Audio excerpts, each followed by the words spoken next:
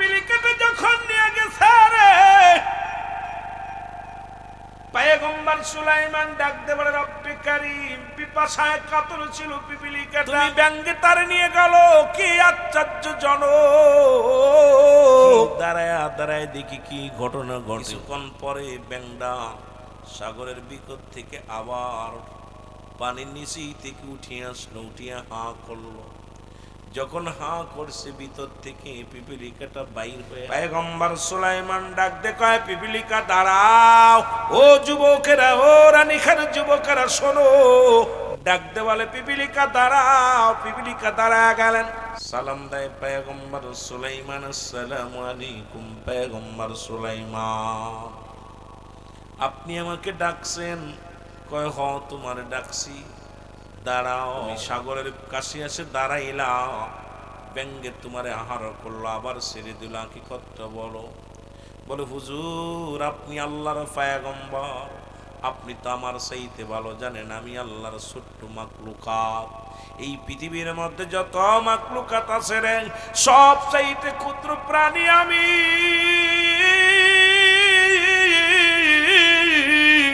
পয়গম্বর সুলাইমান শোনো, সাগরের নিচে একটা, পাহাড়ের নিচে, পাথরের নিচে একটা প্রাণী একটা পড়ে গেছে, আজ কটা দিন ক্ষুধার্ত অবস্থায় আছে, না খাইয়া দেহখানা তার কঙ্কাল হয়ে গেছে।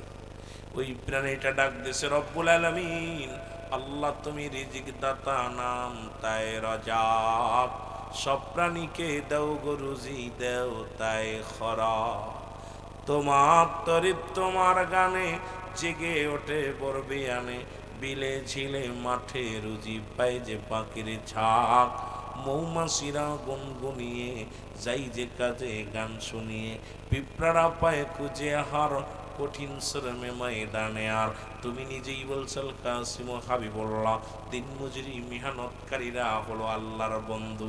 আজকে যারা বসে আছো বাবা, কেউ আছো ব্যবসায়ী, কেউ আছো অটো চালাও, কেউ আছো রিক্সা চালাও, কেউ আছো মাঠে শ্রম দেও, আমার আল্লাহ তো মুসলমান যারা এসির মধ্যে থাকে তাদেরকে বন্ধু বলে ডাক দেন নাই, যারা গদির মধ্যে ঘুমায় আছে তাদেরকে বন্ধু বলে ডাক দেন নাই, যারা শ্রম দেয় গায়ের ঘাম ছড়ায় রব্বুল আলামিন তাদেরকে বন্ধু বলে ডাক দিছে। জোরে জোরে চিল্লায় বলা যাবে না সুবহানাল্লাহ।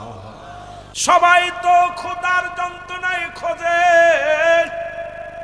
তুমি রব্বুল আলামিন এই দুনিয়ার মধ্যে তুমি শ্রমিকদের পক্ষে কথা বললা, দিন মজুরিদের পক্ষে কথা বললাম, এই দুনিয়ার মধ্যে ইমানদারের পক্ষে কথা বললাম। কি বলল আল্লাহ বলেন, কাসিম হাবিবুল্লাহ, দিন মজুরি মেহনতকারীরা আমার বন্ধু। জোরে জোরে আর একবার বলা যাবে না সুবহানাল্লাহ। আপনাদের ওয়াজ করছে, আপনাদের ওয়াজ, শ্রমিকদের কথা কইতেছে কে? আমি কইতেছি? আল্লাহ কইতেছে। আল্লাহ কয়, যারা দিন মজুরি, যারা গায়ের ঘাম ঝরায়, যারা কষ্ট করে, এরা হলো কার বন্ধু? আল্লাহর বন্ধু। আল্লাহর বন্ধু আপনারা, আপনাদের দাম বেশি, অনেক দাম, আমার মুখের কথা না। রব্বুল আলামিন নিজে ডাকতে বলছে, যারা দিন মজুরি, যারা মেহনত করে, তারা আমার বন্ধু। জোরে বলেন মারহাবা। আমার বন্ধুগণ, আমার পয়গম্বর সুলাইমান ডাকতে বলে, পিপিলিকা রে, ও পিপিলিকা, দেখলাম তোমার মুখের মধ্যে একটা শস্য দানা নিয়ে সাগরের পাশে দাঁড়াইলাম, আবার তোমার ব্যঙ্গে আহার করলো, আবার ছেড়ে দিল, হাকিকতটা বলো। বলো, হুজুর আপনি হলেন আল্লাহর পয়গম্বর, আপনি তো আমার চাইতে ভালো জানেন গো নবী।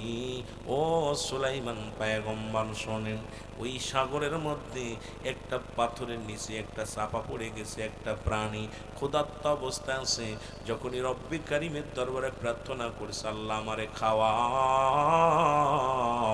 আল্লাহ আমার ডাকতে বলছে, পিপিলিকা রে, আমারে দায়িত্ব দিছে, ও পিপিলিকা ওই খাদ্যদ্রব্য খোঁজো। আমি ময়দান থেকে খুঁজে ছোট্ট দানাটা মুখে করে আনলাম, আর ওই সাগরের পানির নিচেই তো আমি যেতে পারি না, ওই ব্যাংটা আমাকে মুখের ভিতরে করে নিয়ে গেল, ওই আমি আবার খানা খাওয়াইয়া যখন তারে খানা খাওয়াইলাম, খাওয়ানোর পর আমাকে যখন ডাক দিছে, সঙ্গে সঙ্গে আমি আবার খানা খাওয়ানোর পর উপরে চলে আসি। সুতরাং এই মুসলমান শুনে নাও, মুসলমান শুনে নাও, এরে পয়গম্বর সুলাইমান, তুমি কি জানো না সাগরের নিচে ওই প্রাণীটাকেও আমার রব্বে কারিম খাওয়ায়। সুলাইমান পয়গম্বর চোখের পানি ছেড়ে ডাক দিয়ে বলে, রব্বে কারিম,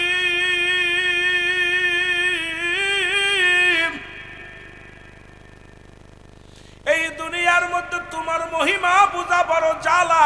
ও আমার আল্লাহ, সারা পৃথিবীর সমস্ত মাখলুকাতকে তুমি খাওয়াও। জোরে জোরে চিল্লায় বলা যাবে না মারহাবা। এরপরও বান্দা ঘুষ খায়, সুদ খায়। এ ঘুষখোরের দলেরা, সুদখোরের দলেরা খুব খেয়াল কর। সুদখোর, ঘুষখোর বাবারা শুনে নাও, এই বিশ্বাস যদি তোমার না হয়, একিন যদি তোমার ভিতরে না আসে, রব্বে কারিম খাওয়ায়, রব্বে কারিম বাঁচায়, রব্বে কারিম আমার হায়াত মৌতের মালিক, রিজিকের মালিক, সব কিছুর মালিক কে? আর একটু জোরে বলেন, আর একটু জোরে, আরো জোরে বলেন আল্লাহ। এই মধুর নামটা যার অন্তরের ভিতরে থাকবে, রব্বে কারিমের কাছে সাহায্য প্রার্থনা করবে, রব্বুল আলামিন তারই সাহায্য করবে। জোরে বলেন ঠিক কিনা? হাওয়ার গাড়ি হাওয়ায় চলে, তেলের গাড়ি কলে চলে, বিনা তেলে চালাই গাড়ি নবী সুলাইমান। আমরা সেই মুসলমান, আমরা তথ্যে মুসলমান। পয়গম্বর সুলাইমান আল্লাহ, তুমি সব মাখলুকাতকে খাওয়াও, আমাকে একটু সুযোগ দাও, 1 বছর আমি খাওয়াবো। খুব খেয়াল। রব্বে কারিমের দরবারে ডাক দিয়ে বলে, রব্বে কারিম,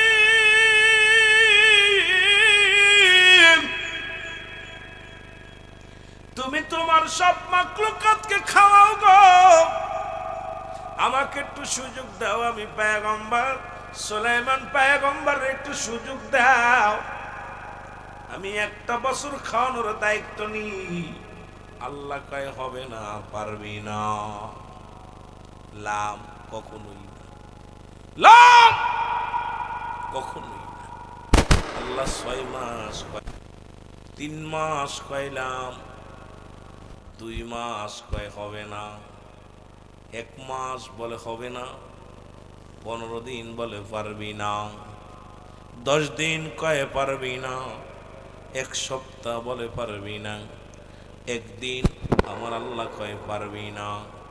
বলে, রব্বে কারিম, তাহলে একটা বেলা আমি পয়গম্বর সুলাইমানকে ক্ষমতা দাও, আমি পয়গম্বর সুলাইমান পৃথিবীর মাখলুকাতদের খাওয়াইব, একটা বেলা প্রাণ ভরে খাওয়াইব। আল্লাহ কয়ে পারবি না। কয়েকটা সুযোগ দাও না আমার আল্লাহ। কয়ে দিলাম, সুযোগ দিলাম, যাও তুমি খানার ব্যবস্থা করো। পয়গম্বর সুলাইমান উজিরকে ডাক দে বলে, জিনের বাদশাদের ডাক দে বলে, জিনের সর্দাররা শোনো, গরু ছাগল যাতে হাজার হাজার জবাই করো, চাউলানো রান্না করো, ড্যাগগুলো তৈরি করো, মাখলুকাতকে আমি খাওয়াইবো। খানা পাকাইয়া শুধু রানী খানা, ব্রাহ্মণবাড়িয়ার জমিন, এই বড় জমিনটা খানার ড্যাগে ভরপুর করে ফেলা হলো। খানা খানা। আল্লাহ কয়, পয়গম্বর সুলাইমান রে, আমার প্রাণীগুলো অপেক্ষা আছে, দাওয়াত খাইব, সারা জীবন খাওয়াই আমি, তুমি খাওয়াইবে একটা বেলা। সবাই আজকে ভালো মন্দ খাবে, বড় আফসোস করেছে। রান্না কি শেষ? কয় হ, কয় তাহলে কি পাঠাইবো? কয় দাও পাঠাইয়া। আল্লাহ কয় মুসলমান শোনো, সাগরের মাছকে বললেন মাছ দেরি করিস না, আজকে আর অন্য মাছকে খাবি না, আজকে তোমাদের জন্য খাবারের ফয়সালা করেছে আমার পয়গম্বর সুলাইমান পয়গম্বর, প্রাণ ভরে খাবি। মাছটা মনের আনাতে দৌড়াইয়া দৌড়াইয়া চলে আসে, আসিয়া পয়গম্বর সুলাইমানকে সালাম দেয়, আসসালামু আলাইকুম পয়গম্বর সুলাইমান, তাড়াতাড়ি খাবার দেন।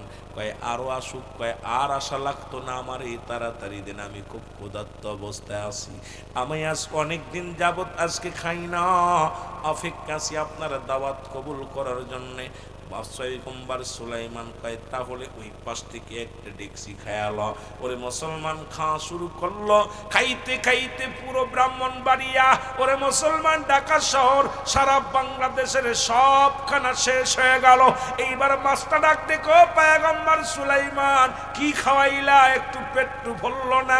আরে আমার আল্লাহ প্রতিদিন আমার টন টন খাবার খাওয়া পেটটা ভরাই খাওয়াই রে, আজ পর্যন্ত আমার আল্লাহ তো এইরকম অল্প খাওয়াই নাই, আর তুমি কেমন হইয়া আমারে খাওয়াইলা, দাওয়াত দিয়ে খাওয়া পেটটা ভরাইলেই না। সুলাইমান পয়গম্বর মাথা নত করে বয়া কান্দার কয় রব্বে কারীম, আমার আর তুমি লজ্জা দিও না।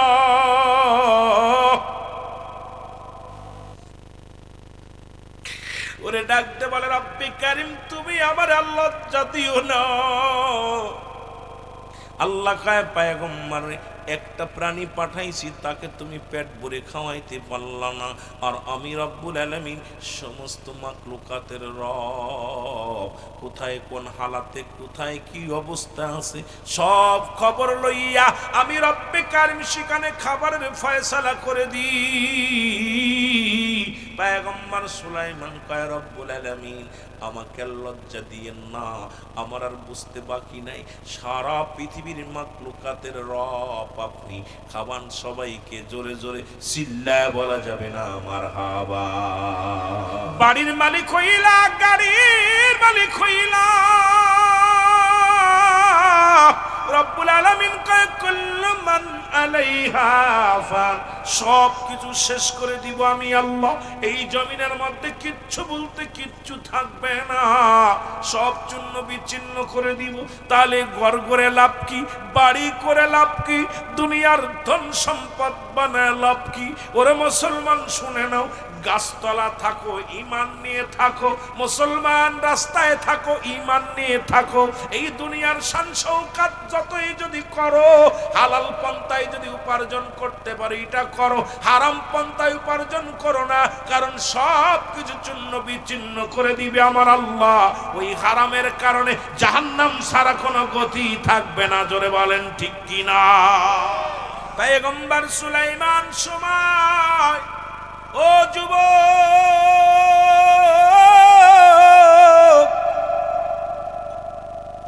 রাজ্য তালাই চালাইতে চালাইতে পয়গম্বর সুলাইমানের বয়স হয়ে গেল। উজিরি ডাকতে বলে হুজুর আপনার তো বয়স হয়ে গেল, আপনি কি শাদী করবেন না? আমার ভাইরা, আমার বন্ধুরা, আমার পয়গম্বর সুলাইমান বিবাহের সময় হয়ে গেল। উজির ডাকতে বলে হুজুর আপনার বয়স হয়ে গেল, এখনো বিয়ে করলেন না। বলে উজির রে, যতক্ষণ পর্যন্ত আমার রব্বে কারীম আমার আল্লাহ তাআলা আমার হুকুম না দিবে ততদিন পর্যন্ত আমি পয়গম্বর সুলাইমান বিয়ে করতাম না। ওদিন আল্লাহ পাক হুকুম দিলেন পয়গম্বর সুলাইমান তাড়াতাড়ি বিয়ে করো, বিয়ে করবা কিন্তু পাত্রীগুলো 5টা গুণ, গুণান্বিত গুণ দেখে বিয়ে করবা। পয়গম্বর সুলাইমান উজিরকে ডাকতে বলে উজির বিয়ে আমি করব, তুমি অল পৃথিবীর মধ্যে সাত লাগায় দাও, এলান দিয়ে দাও, মাইকিং করে দাও, পয়গম্বর সুলাইমান বিয়ে করবেন। তবে শর্ত হলো 5টা গুণের নারী হওয়া লাগবে, এই 5টা গুণের নারী যদি না হয় আমি বিয়ে করব না। কারণ আল্লাহ রাব্বুল আলামিন আমাকে 5টা গুণের নারী বিয়ে করতে বলেছে। তার মধ্যে 1 নাম্বার গুণ মুসলমান শুনে নাও, 1 নাম্বার হলো সতীত্বর আমানতদারি, 2 নাম্বার হলো পর্দাশীলতা নারী, 3 নাম্বার হলো মুসলমান আমলদারি নারী, 4 নাম্বার হলো গুণবতী রূপবতী নারী, 5 নাম্বার হলো ধন সম্পদ এবং টাকাওয়ালা এবং মুসলমান দুনিয়ার মধ্যে আদর্শবান বাবা মায়ের সন্তান। এই 5টা গুণের নারী যদি পাও, আমি পয়গম্বর সুলাইমান বিয়ে করব, নয়তো বিয়ে করব না। অল পৃথিবীর মধ্যে মুসলমান ঢোল পিটিয়ে দেওয়া হলো, মাস চলে যায়, একটা চিঠিও আসে না। উজিরি ডাকতে পয়গম্বর সুলাইমান ডাকতে বলে, উজির পাত্র কি পাত্রী কি পাইছ? বলে হুজুর অল অদ্য পৃথিবী আমি ঘুরে ঘুরে এই গুণের কোন নারী পাইলাম না। পয়গম্বর সুলাইমান কয়, তাহলে মনে হয় আমার কপালে আর বিয়ে জুটবে না, আমার কপালে আর বিয়ে নাই। কয় খোঁজ নাও। খোঁজ নিতে নিতে নিতে নিতে একটা চিঠি আসলো, সেই একটা মাত্র চিঠি মুসলমান পড়েছে। পড়ার পর চিঠিখানা নিয়ে পয়গম্বর সুলাইমানের সামনে আসলেন, সালাম দা, আসসালামু আলাইকুম। উজির কয়, হুজুর চিঠি একটা পাইছি, যদি অব্যয় দেন তাহলে বলতে পারবো। হুজুর বলে, 5টা গুণের নারী পাইছো কিনা? বলে না। হুজুর 4টা গুণের গুণান্বিত নারী পাইছি। পয়গম্বর সুলাইমান ডাক দে বলে, বলো তুমি ভালো করে বলো সেই গুণটা কি? বলে, হুজুর চিঠির মধ্যে পাইলাম এই পৃথিবীর মধ্যে সবচাইতে সুন্দরী নারী পাত্রী পেয়েছি, কিন্তু অল পৃথিবীর মধ্যে ঘুরে আমি 5টা গুণের নারী আমি পাই নাই। বলে, কেমনে পাইছো বলো? বলে, 1 নাম্বার এই নারীর ভিতরে পাইছি, 1 নাম্বার হলো সে সতীত্বর আমানতদারি, 2 নাম্বার হলো পর্দাশীলতা নারী, 3 নাম্বার হলো আমলদারি নারী, 4 নাম্বার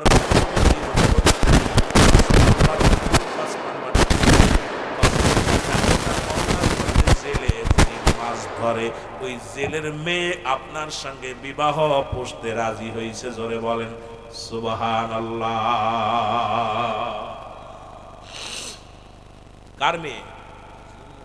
জেলের মেয়ে মাছ ধরে। পয়গম্বর সুলাইমান যখন জেলের কথা শুনছে, মন অতুরাগ হয়েছে। চিঠিখানা হাতের মধ্যে নিয়ে জোরে সুরে মারছে। পর্বে তো পর্বে জেলের খাতে যেয়ে পড়ছে, চিঠিখানা জেলের সামনে যেয়ে পড়ছে। চিঠিখানা পায়া জেলে দরদর করে চোখের পানি ছেড়ে দিয়ে বলে, আল্লাহ, ও আমার আল্লাহ, আমি হালাল করে বান্দা, জীবনে কোনোদিন কাউকে ঠগাই নাই, জীবনে কোনোদিন আমি কারোর হক নষ্ট করি নাই। আল্লাহ, আমি 5 ওয়াক্ত সালাত আদায় করি বাবারা, মন গভীর মনোযোগ, তোমার ইবাদত করি, তোমার বন্দেগী করি, তোমার তসবিহ টিপি। আল্লাহ, আমি পয়গম্বর সুলাইমানকে বড় স্বপ্ন ছিল এমন একটা জামাই আমি জীবনে আমার মেয়ের সঙ্গে বিবাহ দিব, যিনি আমি মারা গেলে আমার জানাজাটা পড়াবে, আমার আল্লাহওয়ালা জামাই, আমার কবরের পাশে দাঁড়ায়া দাঁড়ায়া দোয়া করবে আমার জামাই। পৃথিবীর মধ্যে আমার কোনো ছেলে নাই, একটা মাত্র মেয়ে, এত আমলদারি। আল্লাহ, স্বপ্ন ছিল একটা আদর্শবান জামাই হবে, আর সেই জামাইটাই যদি পয়গম্বর সুলাইমান, মুসলমান বাদশা পয়গম্বর সুলাইমান যদি হয়, তাহলে কতই না উত্তম। আমি মরে যাওয়ার পর আমার জন্য দোয়া করবে আমার জামাই, আমি মরে যাওয়ার পর আমার কাফন পরাবে, আমার দাফন করবে, আমার জানাজা পড়বে, সব কিছু আমার জামাতা করবে। এই আশা করে, বড় আশা নিয়ে আসলাম, আমার পয়গম্বর সুলাইমান পয়গম্বরের সঙ্গে আমার মেয়েটা বিবাহ দিব। কানতে কানতে চলে গেলেন বাড়িতে। মেয়ে দেখে বাবার চোখে পানি, ডাকতে বলে, আব্বা জান, আপনি কেন কান্দেন? কই, মারে কেন কান্দি? শোনো, তুমি চিঠি, আমি বলছিলাম মারে আমাদের আশা পুরা হবে না, কারণ পয়গম্বর সুলাইমান তোমারে বিয়ে করবে না, তারপরেও তুমি চিঠি লেখলা রে মা। কই, বাবা গো, যখন গভীর রাত্রে তোমার চোখের পানি পড়া দেখছি গো বাবা, তুমি কাঁদতে আর বলতে, আল্লাহ, আমার তো একটা ছেলে নাই যে আমার কবর খুঁড়ে আমার কবর করবে, আমার তো একটা ছেলে নাই যে আমারে কান্দে করে মাটি দিবে, আমারে কান্দে করে লাশটা নিয়ে যাবে। আল্লাহ, আমার তো একটা ছেলে নাই যে আমারে প্রতিদিন আমারে কবরের পাশে দাঁড়ায়া দোয়া করবে। আল্লাহ, এই মেয়েটার ওসিলায় এমন একটা জামাই যেন আমি পাই, যে জামাইটা যেন আমার কাফন পরাতে পারে, আমার জানাজা পড়তে পারে, আমার লাশখানা খাটে লইয়া ওই কবরে শোয়াইতে পারে। এই স্বপ্নের কথা তুমি বলতা গো বাবা। যখনই শুনলাম পয়গম্বর সুলাইমান বিয়ে করব, আর এই তখন এই পৃথিবীর মধ্যে 4টা গুণ আমার মধ্যে আছে বাবা গো। 4 নাম্বার 5 নাম্বার গুণ আমরা জেলে, আমাদের তো বানাইছে আমার আল্লাহ, আমাদের গরিব বানাইছে আমার আল্লাহ, এর জন্য তো আমরা দায়ী না গো বাবা। আমি তো এক ওয়াক্ত নামাজ ছাড়ি না, ইবাদত ছাড়ি না, পর্দা ছাড়ি না, তবে কেন রব্বুল আলামিন আমার সঙ্গে বাদশার বিয়ে হলো না? এই কানতে চোখের পানি, 2 মায় প্রতি চোখের পানি ছেড়ে ছেড়ে কানতে লাগলো। পয়গম্বর সুলাইমান, মুসলমান শুনে নাও, ধিক্কার দিলেন, অহংকার করলেন। আমার বাবারা, আমার বন্ধুরা, আমার অহংকার দেখিয়ে, ও মুসলমান শোনো, মেয়ের বাবা চোখের পানি ছেড়ে কান্দে। বছর একটা পার হয়ে গেল, কিন্তু একটা মেয়েও খুঁজে পাইল না, বিয়ে করবে এমন কোনো মেয়ে পাইল না। পয়গম্বর সুলাইমান সারা এলাকা ঘুরে, কয়েকটা রাষ্ট্র ঘুরে, একটা সুন্দরী মেয়ে, এই 5টা গুণের নারী পাইলেন না। উনি কি করবে মুসলমান শুনে নাও। একদিন পয়গম্বর সুলাইমান ওনার জরুরাত কাজে মুসলমান কি করলেন, এই মহল্লার সব মানুষকে মিটিংয়ে ডাকলেন, বিশাল একটা বৈঠক ডাকলেন। আর পয়গম্বর সুলাইমান অজু ছাড়া কখনো থাকতেন না, সব সময় অজু অবস্থায় থাকতেন। পয়গম্বর সুলাইমান অজু অবস্থায় থাকতেন সব সময়। আমার ভাইয়েরা, আমার বন্ধুরা, আমার এবার উনি কি করলেন, বাইরে গেলেন অজু করার জন্য। এবার ডাকতে, উজিরে বলো, উজিরে আমি অজু করব, পানি আনো। উনি বাইরে গেলেন, বাইরে যাওয়ার সঙ্গে সঙ্গে ওনারে আংটি মুবারক কখনো বাথরুমে নিতেন না, কখনো আংটির এই মুজেদার আংটিটা সবসময় খুলে রাখতেন। খুলে উজিরকে বললেন, উজির রে আংটিখানা ধরে রাখো, আমি বাইরে যাব, আসবো, অজু করে আবার আসবো। এই সুযোগে দেখে দুষ্ট জিন, ওরে পয়গম্বর সুলাইমানের রাজ্যের সামনে দিয়া দুষ্ট জিন চলেছিল, জিনিদের সরদার দুষ্ট জিন দেখিয়া সঙ্গে সঙ্গে আংটিটার প্রতি তার নজর পড়ে গেল। পয়গম্বর সুলাইমানের ওই রাজদরবারে বসার বড় স্বপ্ন এসে গেল। সঙ্গে সঙ্গে উনি কি করলেন, দৌড়ে আসিয়া সঙ্গে সঙ্গে পয়গম্বর সুলাইমানের সুরত ধরলেন। সুরত ধরিয়া উজিরকে ডাকতে বলে, উজির আংটিটা দাও। পয়গম্বর সুলাইমানের সুরত ধরিয়া ডাকতে বলে, আংটিখানা দাও। আংটিখানা দিয়ে দিল। বলে, উজির শোনো, একটু পরে আমার চেহারা ধরে আরেকজন লোক আসবে, সেও তোমার কাছে আংটি চাবে। সে হলো নকল সুলাইমান, আমি হলাম আসল সুলাইমান। খবরদার খবরদার তার ঢুকতে দিবা না, আমি রাজদরবারে মিটিং শুরু হবে। আর এখন তোমার কাছে অনুরোধ করি, এই পাহারাদার যারা আছো, শুনে নাও, শুনে নাও, শুনে নাও। নকল সুলাইমান প্রবেশ করবে, তাকে এমন মারবা, মারিয়া হাড্ডি গুড্ডি ভেঙ্গে ওরে রাস্তার পাশে ফেলে দিবা। সে কিন্তু আসিয়া আসল সুলাইমান দাবি করবে, আমার কাছে খবর আছে। সুতরাং আমি মিটিংয়ে বসলাম, পয়সা মুসলমান নকল সুলাইমান যায় রাজ দরবারে বসে বলেন, জোরে বলেন আল্লাহু আকবার। নকল সুলাইমান যখন রাজ দরবারে বসলো, আমার যুবকরা, বাচ্চাদের জন্য যেহেতু মুরব্বী নাই, আপনাদেরকে কথাগুলো শোনায়। ও যুবক, যেহেতু এত কষ্ট করে আসলাম, মাস্টার ভাই এত কষ্ট করে মাহফিল খানা দিছে, তোমাদেরকে জানায়া দিয়ে যায়, একটু কথাগুলো দিলের কান্ডা লাগা শুনে নাও। আমার বাবারা, আমার উনি রাজ দরবারে বসিয়া ঘোষণা করে দিলেন, উজির কোথায় লাঠিয়া, তোমরা শুনে নাও। একটু পরে একটা লোক কিন্তু জোর করে ঢুকতে যাবে রাজ দরবারে। তার চেহারা আমার মতো, দেখতে শুনতে আমার মতো, সব আমার মতো। সে কিন্তু আসিয়া সুলাইমান বলে দাবি করবে, তারে কিন্তু ঢুকতে দিবা না। খবরদার খবরদার, তারে ঢুকতে দিবা না, আমি হলাম আসল সুলাইমান বলে আলোচনা শুরু হয়ে গেল। এদিকে আসল সুলাইমান পয়গম্বর, উনি বাইরে থেকে আসিয়া উজিরকে ডাকতে বলে, উজির আংটি দাও। আল্লাহু আকবার বলো না। ডাকতে বলে, উজির আংটি দাও। উজির বলে, হুজুর এই মাত্র তো আংটি দিয়ে গেলেন, আমার হাত থেকে নিয়ে গেলেন। আংটি নিছি মানে? কে নিছে? আমি তো বাথরুমে। আপনি কেবল মাত্র নিলেন, আংটি নিলেন, আমি আপনারে দিলাম। আর এই আংটিটার মুজিজা ছিল, পৃথিবীর মধ্যে যার হাতে থাকবে তখনই অলৌকিক ঘটনা, অলৌকিক কাণ্ড সেই ঘটাতে পারবে। এই আংটিটা মোজেজার আংটি ছিল। জিনের হাতে যখন আংটি চলে গেছে, সব মোজেজার ক্ষমতা জিন হয়ে গেছে। জোরে বলো মারহাবা। এবার আসল সুলাইমান পয়গম্বর এসে জোর করে ঢুকতে যায় রাজ দরবারে। আমার রাজ্যে, আমার খাটে, আমার দূর থেকে তাকা রে নকল সুলাইমান রাজমহলে যাইয়া রাজ সিংহাসনে বইয়া বক্তৃতা শুরু করে দিছে। আর বলতেছে, তোমরা শোনো, একটু পরেই কিন্তু নকল সুলাইমান আসবে। এমন মারা মারবা তারে, এমন মারা মারবা, কারণ আমার এই রাজ্য দখল করার জন্য আসছে সুরত দইরা। তাকে কিন্তু ছাড় দিবা না। তোমাদের অনুরোধ করলাম। বলতে না বলতেই আসল সুলাইমান হাজির হয়ে গেছে। এবার কই দেখো, বলতে না বলতে হাজির হয়ে গেছে। জনগণ দূরে এমন কিলেন কিলাইলেন, মারধর মাইরা নাক মুখ দিয়ে রক্ত বাইর কইরা টাইনা হিসড়ে বাইর করলেন রাজ দরবার থেকে। আসল সুলাইমান ডাক দে কয়, ভাই আপনারা ভুল করছেন, আমি আপনাদের পয়গম্বর, আমি সুলাইমান পয়গম্বর, আমারে আপনারা মাইরেন না। আরে কে কার কথা শোনে? কিল ঘুষি যা ছিল কপালে জম্মের ফিটান ফিটাইয়া পায়ে দড়ি দিয়া টানিয়া টানতে টানতে নিয়ে রাস্তার পাশে ফেলে রাখলেন। আর নকল সুলাইমান, ওই যে মুসলমান জিনেদের বাদশা, উনি দেশ পরিচালনা করা শুরু করলো। উনি মুসলমান দুনিয়ার মধ্যে অন্যায় অপরাধ এমন ভাবে শুরু করে দিল। দেখা যায় যে চুরি করে আনে, চোরকে ছেড়ে দেয়, যে ধরে তারে আটকায়।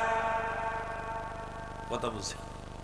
অন্যায় মুসলমান যে ডাকাতি করে, ডাকাতকে ছেড়ে দেয়, যে ধরে তারে আটকায় জেলখানায়। পৃথিবীর মধ্যে সব বেআইনি কাজ শুরু করে দিল।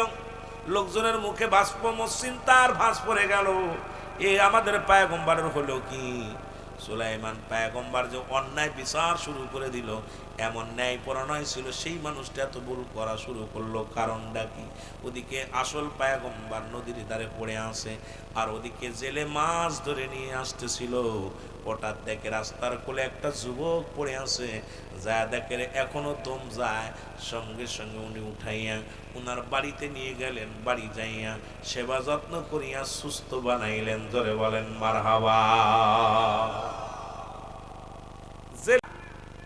জেলে চিন্তা করে, আমারও কোনো ছেলে নাই, একটা মাত্র মেয়ে, যুবকরে পাইছি, এতে কাজ করাইবো। নিয়ে গেলেন।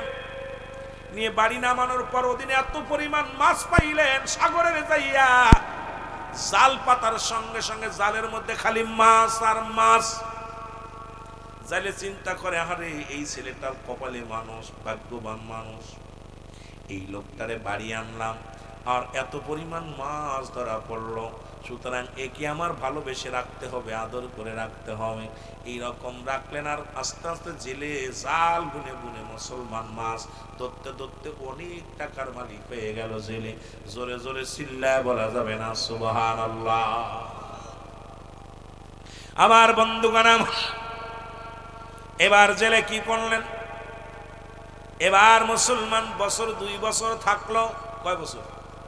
2 বছর কেটে গেল। জালের বাড়ি, ভালো মন্দ খায়, জেলের সঙ্গে সহযোগিতা করে, মাছ ধরার কাজ করে। পয়গম্বর সুলাইমান যেদিন নদীতে যায়, সব মাছগুলো কেন যেন সব জড়ো হয়ে পয়গম্বর সুলাইমানকে দেখতে আসে, আর জালে ধরা পড়ে যায়। জেলে অনেক লাভ করে। এবার যখন পয়গম্বর সুলাইমান 2টা বছর পরিপূর্ণ সুস্থ হয়ে গেছে, কিন্তু স্মৃতির মধ্যে কোনো কিছু নাই। উনি যে পয়গম্বর ছিল, উনি যে পৃথিবীর খলিফা ছিল, এই চিন্তা ওনার মাথার ভিতরে, এই ব্রেনের মধ্যে নাই। হঠাৎ করে ডাকতে বলে জেলেকে, বাবা গো, আমি আর থাকবো না, আর 2টা বছর আপনার বাড়ি কাটাইলাম, এখন আমার 2 চোখ যেদিকে যায় সেদিকে চলে যাব, আমি আর থাকা সম্ভব নয় আপনার বাড়ি। বলে বাবা, ডাকতে বলে, বাবা তুমি চলে যাবা, আমার কোনো দুঃখ নাই, তুমি চলে যাবা, তোমার ঠেকাইব না। যাওয়ার আগে একটা দাবি করবো, বাবা বলো দিয়ে আমাদের বাড়ি কয়জন আছে? জেলে বলতেছে, বাবা বলো তুমি আমাদের বাড়ি কয়জন আছে?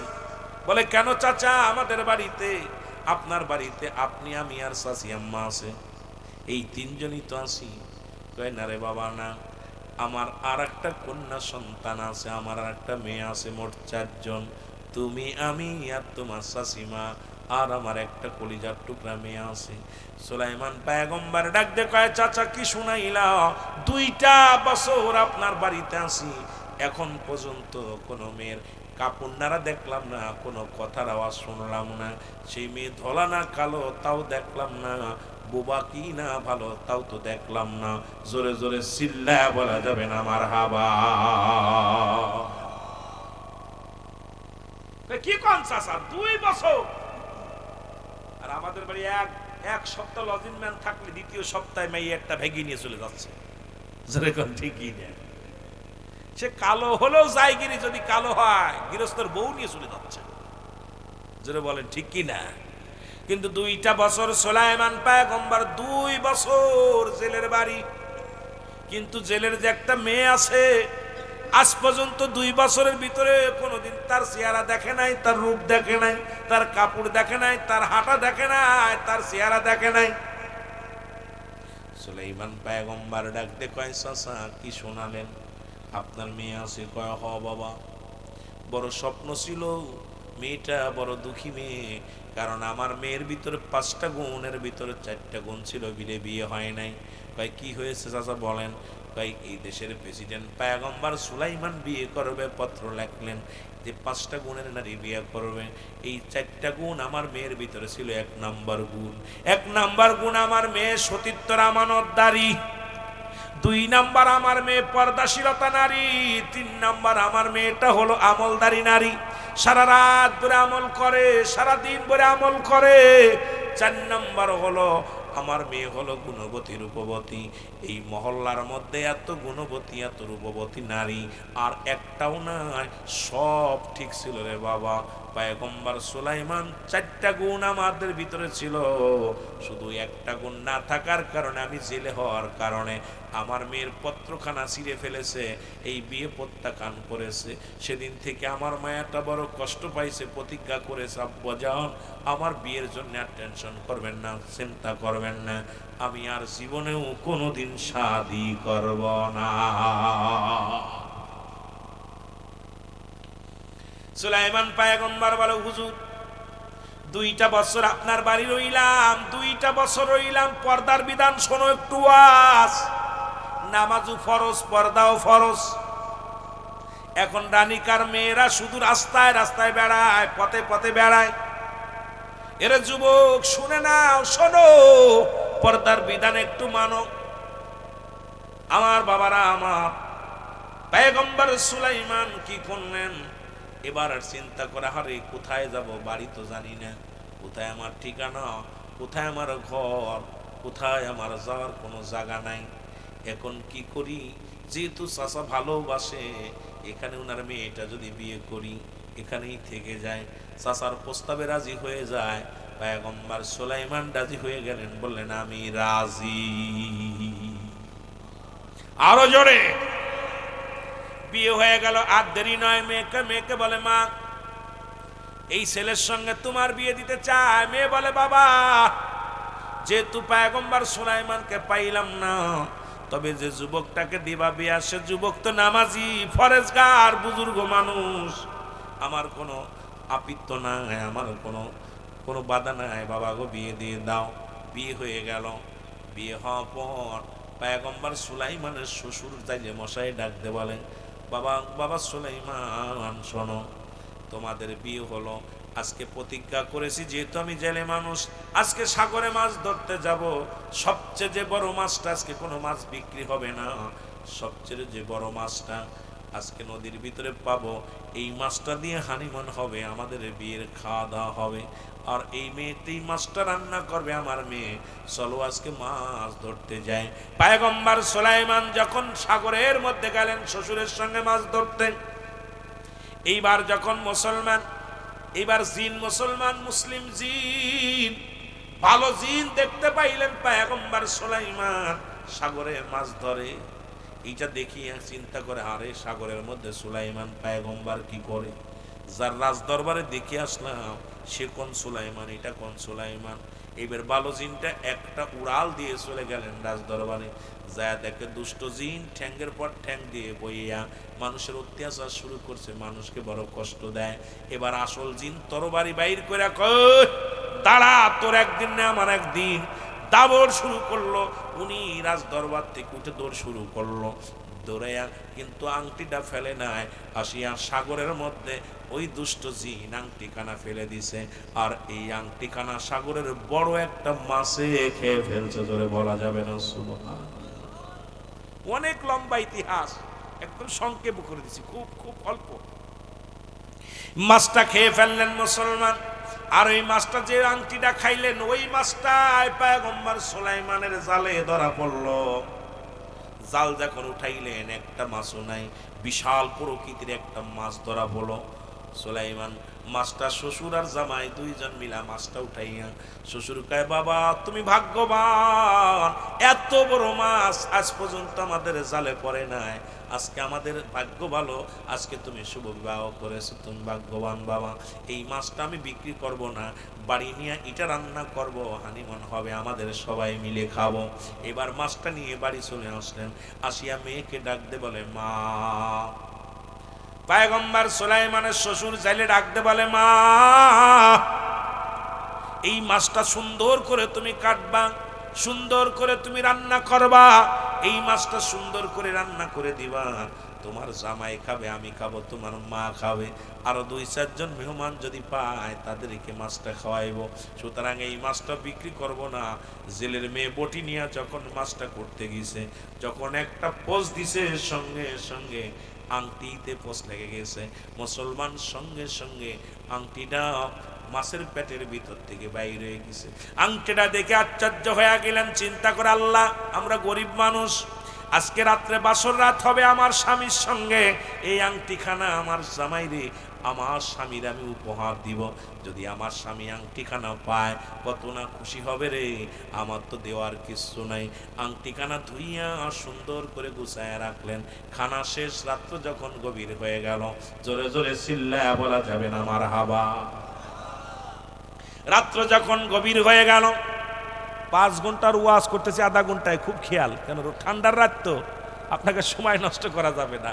গজল দিয়া বিস্তারিত আলোচনা কইরা সময় মেলা, এই যে না ডাইরেক্ট, এই ঘুরায়া ঘুরায়া বলা চাইতে ডাইরেক্ট।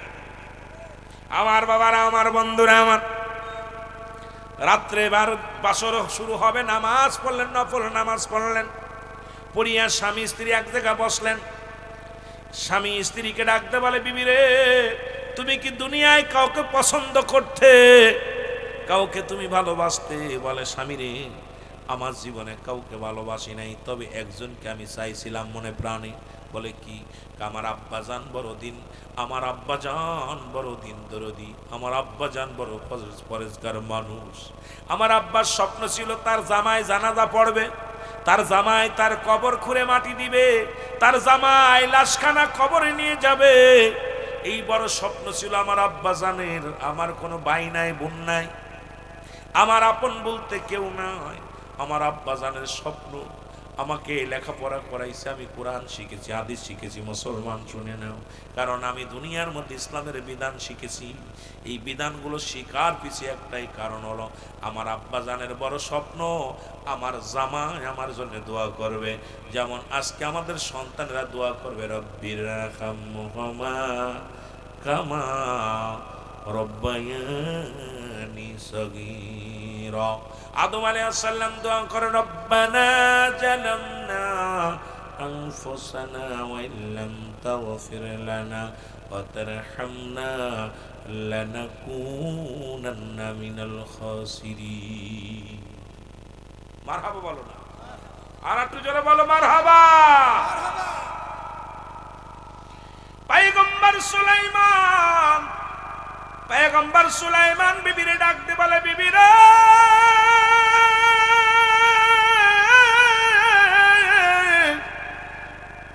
তুমি একটু অতীতের গল্প শোনাও, আমি গল্পগুলো শুনি। ডাকতে কয়, স্বামী, অতীতের কি গল্প করব? এই রাষ্ট্রের প্রধান পয়গম্বর সুলাইমান শাদী করব, পত্র লিখলেন, দুনিয়ার মধ্যে চিঠি লিখে পাঠাইলেন। একটা নারী উপায় নয়, আমার আব্বা জানের মুখের দিকে তাকাইয়া পয়গম্বর সুলাইমানকে স্বামী বানাইতে চেয়েছিলাম। তার সম্পদের প্রতি আমার লোভ ছিল না, আমার আব্বারও লোভ ছিল না, রাজ্যের কোনো লোভ ছিল না, বাড়ির লোভ ছিল না, গাড়ির লোভ ছিল না। ওরে মুসলমান শুনে নাও, শুনে নাও, এই পৃথিবীর মধ্যে কোনো কিছুর লোভ আমার আব্বা জানের ছিল না রে। একটা মাত্র লোভ ছিল আমার আব্বা জানের, সে হলো আমার জামাতা আমার জানাজা পড়াইব, আমার জানাজা পড়াইয়া কবরে রাখবো, আমার জামাতা আমার জন্য দোয়া করব। এই বড় স্বপ্ন ছিল আমার আব্বা জানের। এই আব্বা জানের আশা পুরা করতে যাইয়া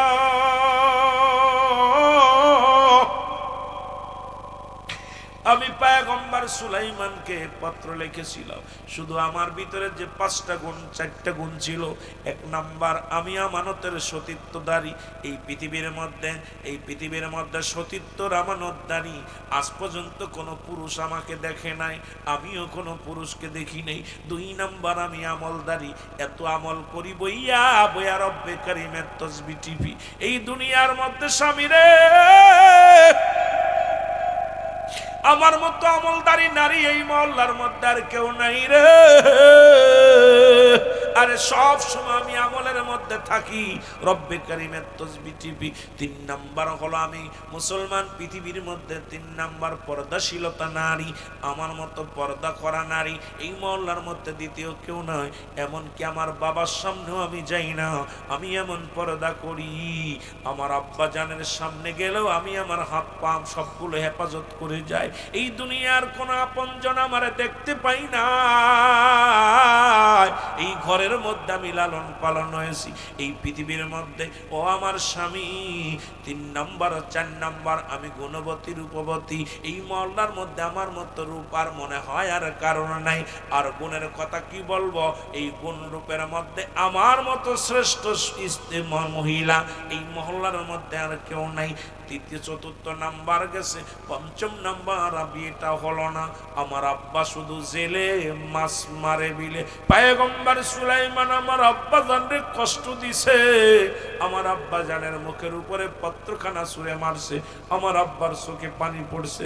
আমিও প্রতিজ্ঞা করেছিলাম জীবনে শাদী করব না, জীবনে আর কোনোদিন আমি বিয়ে করব না। স্বামীরে, যেহেতু আমার আব্বা জান আপনার সঙ্গে বিয়ে দিছে, ও সব কথা থাক, আপনি আমার পয়গম্বর সুলাইমান, আপনি আমার পয়গম্বর সুলাইমান।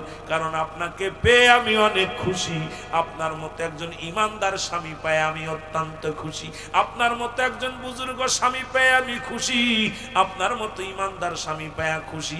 আমার মা বোনেরা রে, তোদের কাছে অনুরোধ করে যাব, টাকাওয়ালা জামাই দেখে পাগল হোস না। ওরে মুসলমান চাকরিওয়ালা জামাই দেখে পাগল হোস না। পাগল হবি যে হালাল করে একটা বান্দা যদি তোর স্বামী হয়, হালাল করে স্বামী যদি হয়, নিশাখোর স্বামী নয় মুসলমান, মদ করে স্বামী নয়, গাঁজা করে স্বামী নয় মুসলমান, সুদ করে স্বামী নয়, ঘুষ করে স্বামী নয়। একজন ভ্যান চালক স্বামী হোক, একজন রিক্সা চালক স্বামী হোক, ওই স্বামীটা সারাদিন উপার্জন করবে, তোরে 1 মুঠা হালাল খাদ্য খাওয়াবে, তোরে পর্দার মধ্যে রাখবে রে মা। ও মা, তোর জীবনটা বড় ধন্য হয়ে যাবে। আজকে আমাদের সমাজে ঘুষখোর আর সুদখোর, গাঁজাখোর, মদখোর, এগুলো এমন ভরপুর ভরে গেছে রে সমাজের মধ্যে। আমি আমার বোনদের বলবো, বোনরে, পৃথিবীর মধ্যে স্বামী হলো বোনদের অহংকার। পৃথিবীর মধ্যে প্রতিটা মেয়ে স্বামীকে নিয়ে অহংকার করে। একজন হালাল কর বান্দা, পৃথিবীর মধ্যে হালাল করে স্বামী যদি পাও, ইমানদার স্বামী যদি পাও, তোমার চাইতে কেউ এই পৃথিবীর মধ্যে ভাগ্যবতী নারী আর কেউ নয়। যার কপালে জুটছে হারাম করে স্বামী, দুনিয়ার মধ্যে শান্তি পাবে সে। যার কপালে জুটছে সুদখোর ঘুষখোর স্বামী, দুনিয়ার মধ্যে শান্তি পাবে, আখেরাতে তাদের বঞ্চিত করা হবে, লাঞ্ছিত করা হবে।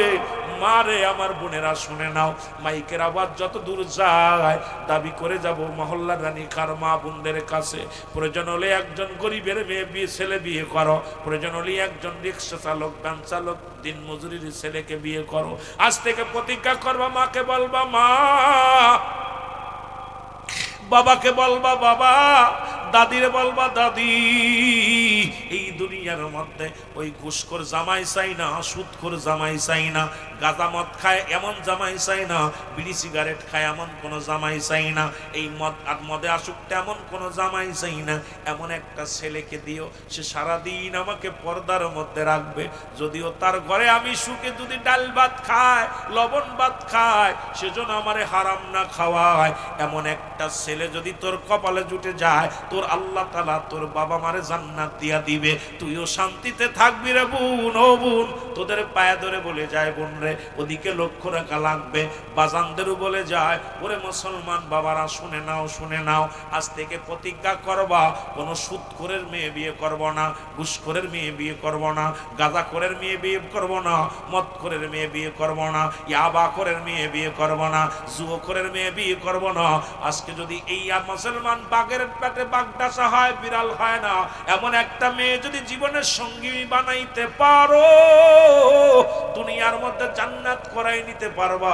জীবনে তোমার মা বাবারে জীবনে কষ্ট দিবে না, জীবনে তোমার মুখের উপরে কথা বলবে না, জীবনে তোমারে কষ্ট পাও এমন কোন আচরণ করবে না। ওই যদি একজন হালাল করে বান্দি যদি তোর কপালে এসে যায়, ও মুসলমান ইমানদার বান্দি যদি তোমার কপালে এসে যায়, হাজারো কষ্ট দিবা, জীবনে তার মুখে হাসি সারা মুখটা বেজার দেখবা না। সে স্বামীর সুখের জন্য সব করতে পারবে, স্বামীর বাবার সুখের জন্য সব করতে পারবে, স্বামীর মার সুখের জন্য সব করতে পারবে। এই জন্য বাবা, আদর্শবান বাবা মায়ের সন্তান বিবাহ করার দরকার। জোরে জোরে চিল্লায় বলা যাবে না ঠিক কিনা? আর একটু জোরে জোরে চিল্লায় বলেন ঠিক কিনা? ইসলামের বিধান যদি না মানবি, ভাল লাগে না চলে যা, অন্য ধর্মে চলে যা, বারণ করছে কি? ইসলামের মধ্যে থাকলে ইসলামের বিধান মানতে হবে। জোরে বলেন ঠিক কিনা? মুসলমান হয়ে বাঁচতে হলে মুসলমানের বিধান মানতে হবে। স্কুলে লেখাপড়া করতে লাগলে স্কুলের যে আইন কানুন আছে এগুলো মেনে চলতে হবে। ভালো লাগবে না জন ব্যাস স্কুলে আসবি না। প্রতিটা বিদ্যালয়ে আমাদের মাস্টার সাহেব যেমন তার প্রতিষ্ঠানের একটা রুল আছে না, কথা বলেন, রুল আছে না? সেই রুল ম্যাপিক যদি কোনো ছাত্র না যায়, ওই ছাত্র কি শিক্ষক রাখবে? কথা বলেন না কেন? শিক্ষক যদি রুল ম্যাপিক যদি ক্লাস না করে, ওনার ইচ্ছা মতো ওনাকে রাখবে? ওনাকেও রাখবে না। ইসলামের মধ্যে ঢুকবেন, সুন্দর একটা আয়াত, একটা আয়াতে তাফসীর করলে সব বাইর হয়ে যাবে। ইয়া আইয়ুহাল্লাযীনা আমানু, হে ঈমানদার, ইয়া আইয়ুহান নাস না, নাস শব্দের অর্থ মানুষ, ঈমানদার বিশ্বাসীরা, তোমরা শোনো, আদখুলু ফিস সিলমি কাফা, পরিপূর্ণভাবে প্রবেশ করে ইসলামের মধ্যে। এই একটা আয়াতের তাফসীর করতে বলবেন। বাংলাদেশে মৌলবীরা যখন আসে ওয়াজ করতে, বলবেন ভাইজান আপনার এত ওয়াজ দরকার নেই, 28 বছর ওয়াজ করছেন, অত ওয়াজ শুনে লাভ নাই, আপনি এই একটা আয়াতের তাফসীর করেন।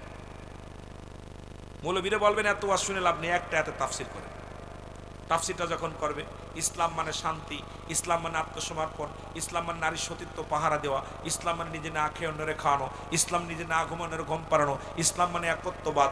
ইসলামের আবিধানিক শাব্দিক অর্থ আসছে 82টা। কই 2টা বছর রইছেন আপনি আমার বাড়ি, আমি আপনার সেই স্ত্রী, ও আমার স্বামী, আমার আব্বাস জেলে।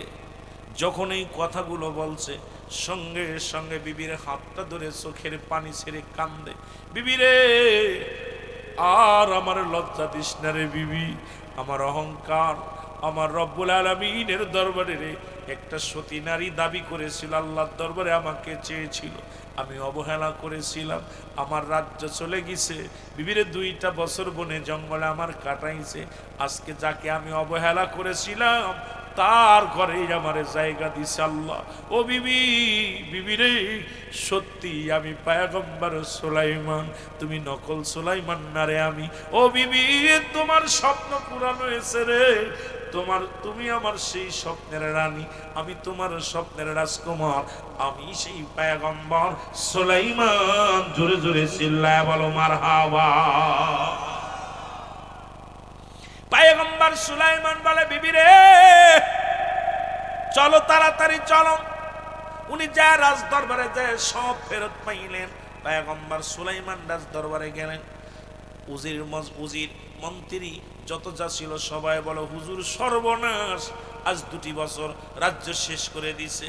চোর সুট্টারে বাইন্দে থুই চাই না, ভালোগুলো সব জেলখানার মধ্যে চোর সুট্টা দিয়া পুরো রাজ্যটারে দখল করে ফেলেছে।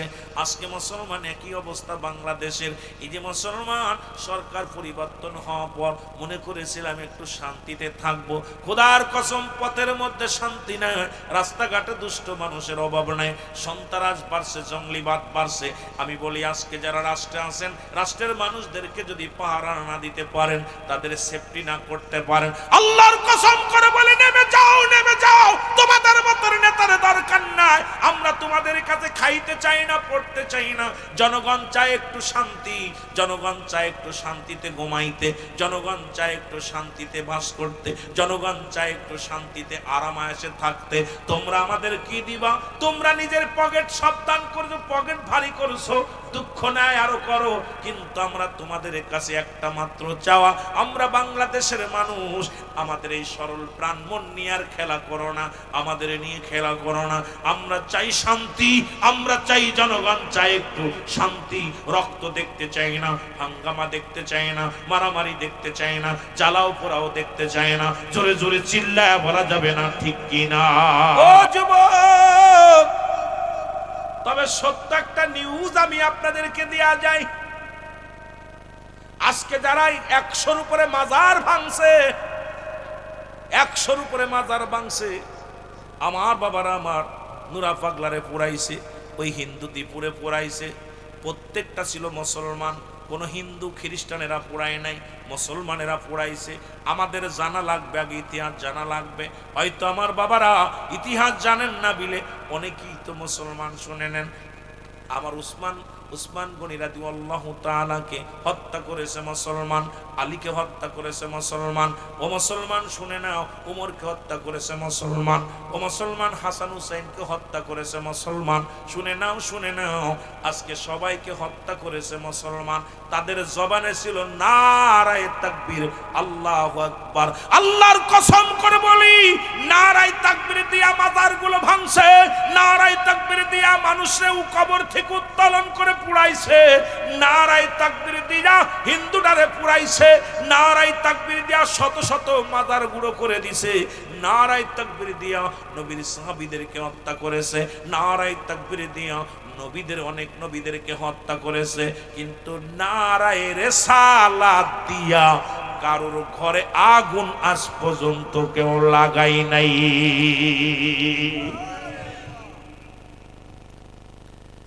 নারায়ে তাকবীরের লোক এরা মানুষ পুরা শেষ করে দিবে, কিন্তু নারায়ে রিসালাতের লোক আজ পর্যন্ত দেখান কোন একটা সংগঠন নারায়ে রিসালাত দিয়ে কারোর ঘর পুরাইছে, নারায়ে রিসালাত দিয়ে মানুষ পুরাইছে? পাবেন না। কোনদিন নারায়ে রিসালাতের লোক কখনো কোনো বাজার ভাঙতে আসবে না, নারায়ে রিসালাতের লোক কবর থেকে মানুষ উঠায় পুরাইতে আসবে না, নারায়ে রিসালাতের লোক সন্ত্রাসী করবে না, গুন্ডামি করবে না, নারায়ে রিসালাতের লোক মাহফিল বন্ধ করবে না, নারায়ে রিসালাতের লোক গান বাজনা বন্ধ করতে পারে কিন্তু মাহফিল বন্ধ করতে পারবে না। ওরা নারায়ে তাকবীর দিবে, ওরা বলবে আমরা তৌহিদি জনতা।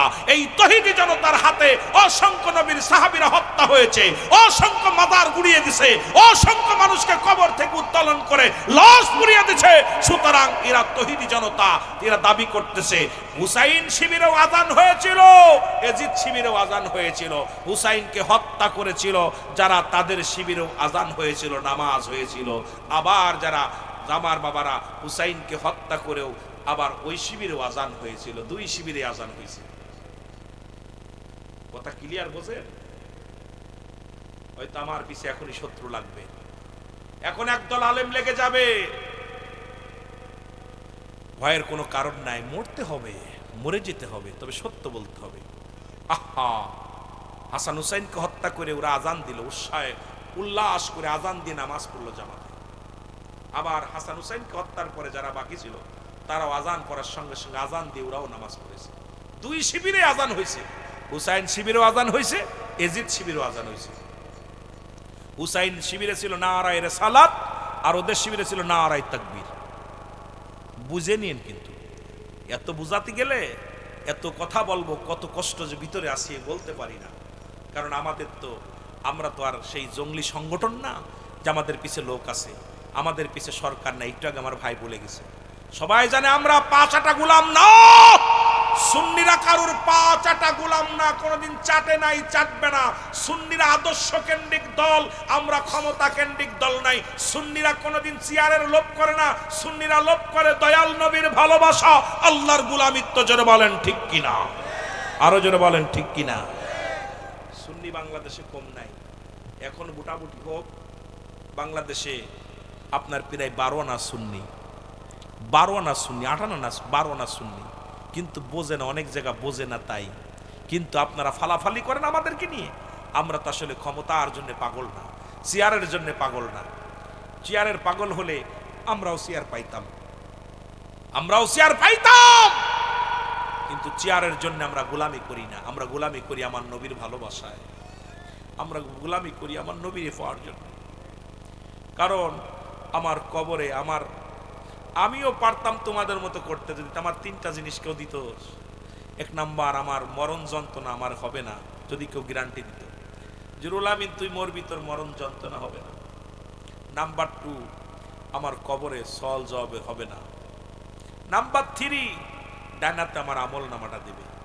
এই 3টা গ্যারান্টি যদি পাইতাম তাহলে আমরাও তোদের মতো চলতে পারতাম। কারণ সুন্নিদের অন্তরের ভিতর আছে ভয়, যে আল্লাহ আমার সওয়াল জবাব দেয়া লাগবে। সুন্নিরা পারে তোদের মতো কাটাকাটি মারামারি এরাও করতে পারে, এদের গায়ে রক্ত আছে, কিন্তু করি না কেন? যে আমাকে মরতে হবে, মরণের পেয়ালা পান করতে হবে, আর কবরে সওয়াল জবাবের হিসাব দেওয়া লাগবে, ডানাতে আমল নামা লাগবে।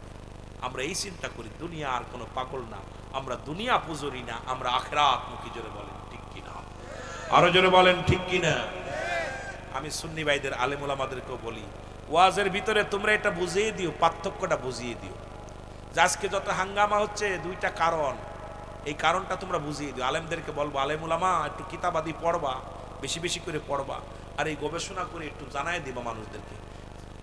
আজকে যতগুলো হত্যাকাণ্ড ঘটেছে পৃথিবীর মধ্যে, সবগুলোর পিছনে কোনো অমুসলিমেরা মুসলমানদের ক্ষতি করে নাই, সবচেয়ে বড় ক্ষতি করেছে মুসলমানদের মধ্যে মুনাফিকেরা। জোরে বলেন ঠিক কিনা, আর একটু জোরে বলেন ঠিক কিনা।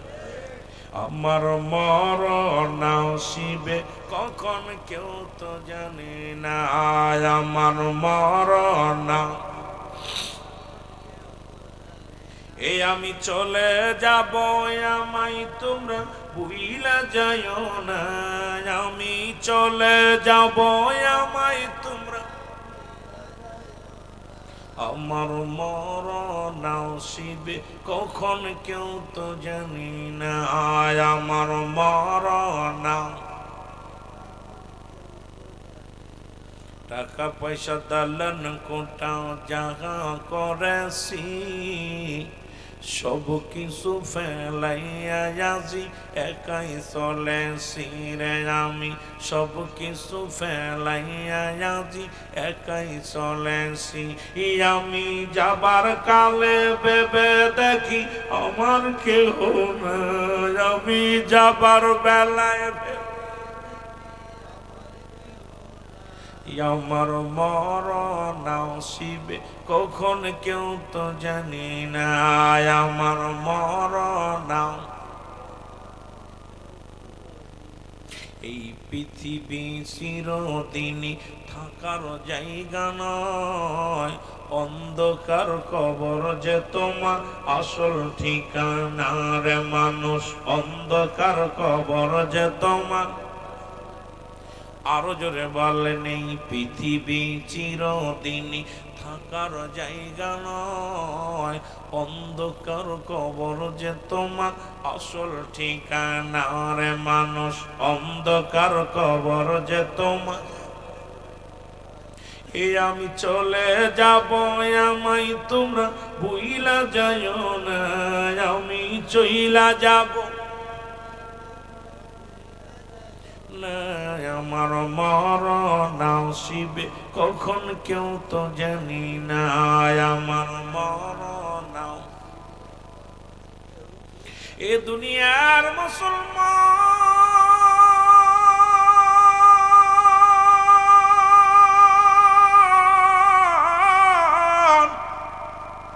কার জন্য সুদ খাও, কার জন্য ঘুষ খাও গো, কার জন্য বাড়ি বানাইলা, কার জন্য গাড়ি বানাইলা, কার জন্য দুনিয়ার সম্পদ বানাইলা? এই দুনিয়ার সম্পদ খাবে লোকে, তোমার দেহ খাবে পোকে। এত মস্তানি কিসের রে বাবা, এত দাম কিসের, এত অহংকার করো কিসের রে মুসলমান? জীবনের প্রথম পোশাক পরেছো তুমি অন্যের সাহায্যে, আবার জীবনের শেষ পোশাক পরিধান করবা তুমি অন্যের সাহায্যে। এত ভাব আসে কই থেকে রে মুসলমান?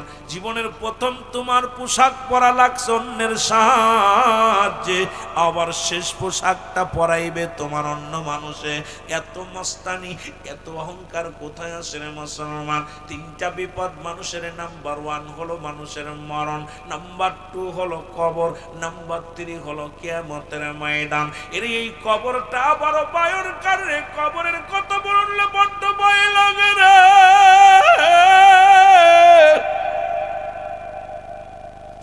ওরে নিষ্ঠুর কবর, নিষ্ঠুর কবর রে। তোর ভিতরে বাবা কিছু, মা গেছে, কেমনে আছে আজু জানি না। নিষ্ঠুর কবর রে, নিষ্ঠুর কবর। তোর ভিতরে দাদাই গেছে, দাদি গেছে, কারোর খবর জানি না। কত আদরের বন্ধুরে শুয়া দিলাম রে, কত বিবিরে তুই আদরের বিবিরে শুয়া দিলাম রে। ও নিষ্ঠুর কবর, আজ পর্যন্ত কারুর খবর পাইলাম না তারা কেমন আছে রে, তারা কি এলাতে আছে রে, তাদের দিন যায় কেমনে, তাদের রাত যায় কেমনে, তাদের এই শীতের দিন যায় কেমনে, শীতের রাত কেমনে যায়, গরমের সময় কেমনে যায়। ও নিষ্ঠুর কবর,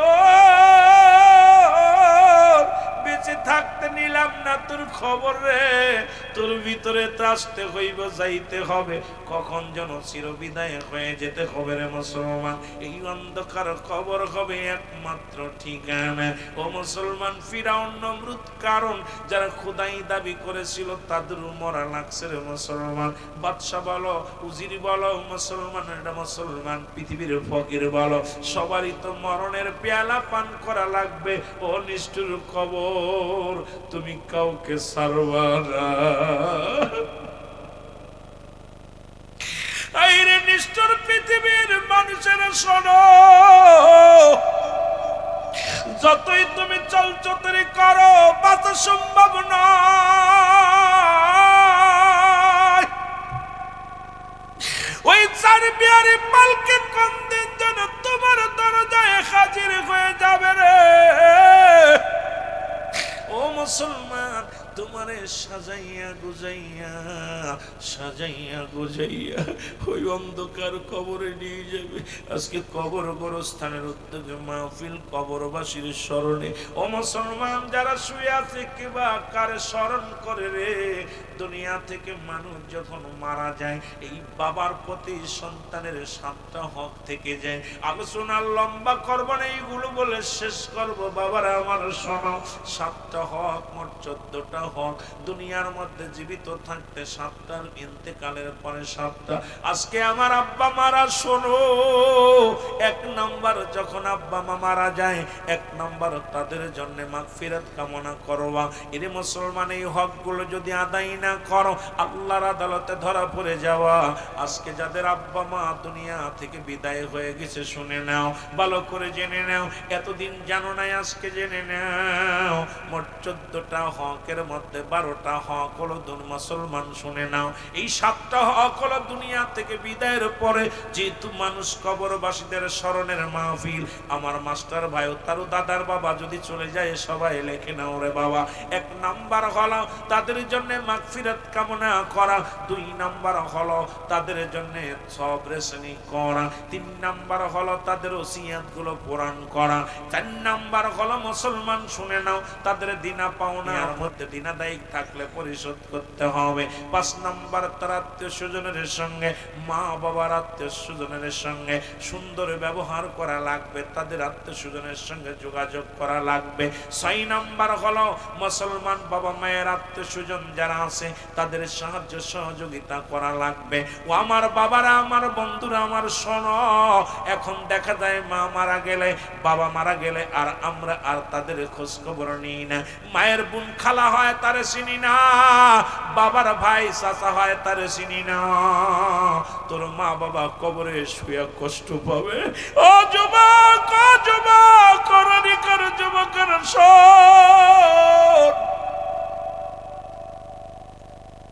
এর আত্মীয় স্বজনের সঙ্গে সুসম্পর্ক, তাদের সাহায্য সহযোগিতা করতে হবে। 7 নাম্বার হলো তাদের জন্য বেশি বেশি করে কবরটা জিয়ারত করা লাগবে। আরে বাবারে, তোদের মহিলা যায় আজকে কবরবাসীর স্মরণে যারা আজকের মাহফিল সাজাইলা, আমি আজকে হাত উঠায় বলো প্রতিদিন আব্বা মার জিয়ারতটা কে কে করো, একটু হাত উঠায় দেখাও। আব্বা মার কবরের পাশে প্রতিদিন কে কে যাও?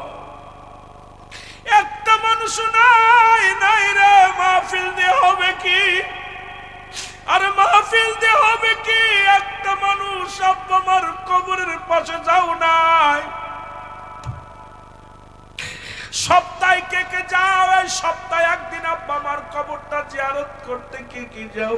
নবী বলছে এই হকগুলো যদি আদায় না করো বাবা, যদি তোমার আব্বা মার হকটা আদায় না করো, কিয়ামতের ময়দানে ধরা পড়ে যাবে।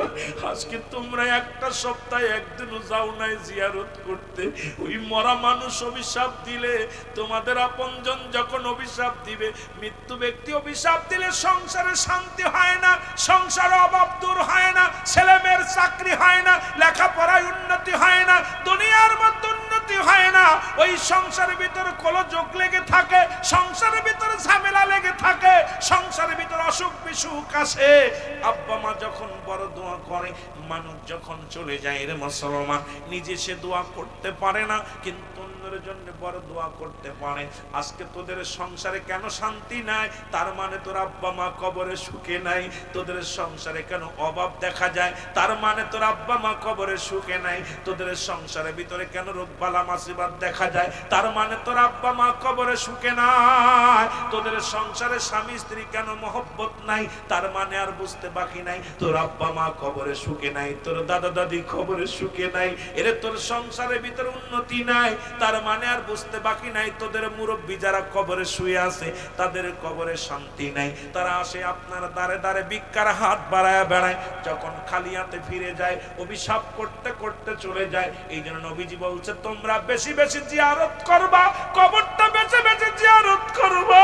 আমার নবীর ঘোষণা, আমার নবীর ঘোষণা, তোমরা বেশি বেশি করে আব্বা মার কবরটা জিয়ারত করবা। আরে মুসলমান নারীখার যুবকেরা, তোদের কি ওয়াজ শোনাইবো? কবরবাসীদের স্মরণে মাহফিল হয়, বছরে একবার যাস না কবর? ওরে মুসলমান, 7টা দিন 7 বার যাবি, না হয় মুসলমান 5 ওয়াক্ত নামাজে 5 বার আব্বা মার কবরের পাশে দাঁড়াবি। ওই কবর থেকে দোয়া করবে, তোর সংসার উন্নতি হবে। কবর থেকে দোয়া করবে, তোর স্বামী স্ত্রী মহব্বত পয়দা হয়ে যাবে। কবর থেকে দোয়া করবে, সংসারের ভিতরে সুখের নাগর পাবি। কবর থেকে দোয়া পাবি, তোর ছেলে মেয়ে ইঞ্জিনিয়ার ডিসিএসপি হয়ে যাবি। তোর কবর থেকে তোর মুরব্বীরা দোয়া পাবি, তোর ছেলে মেয়ে মুসলমান ভালো উন্নতি হয়ে যাবে। তোর কবর থেকে মুরব্বীরা দোয়া করবে, তোর সংসার উন্নতির জোয়ার বইবে। কবর থেকে মুরব্বীরা দোয়া করবে, যখন তাদেরকে কিছু দিবি তারাও তোদের দেবে, তোরা দিস না, তোদের কপালে সুখ আসবে না।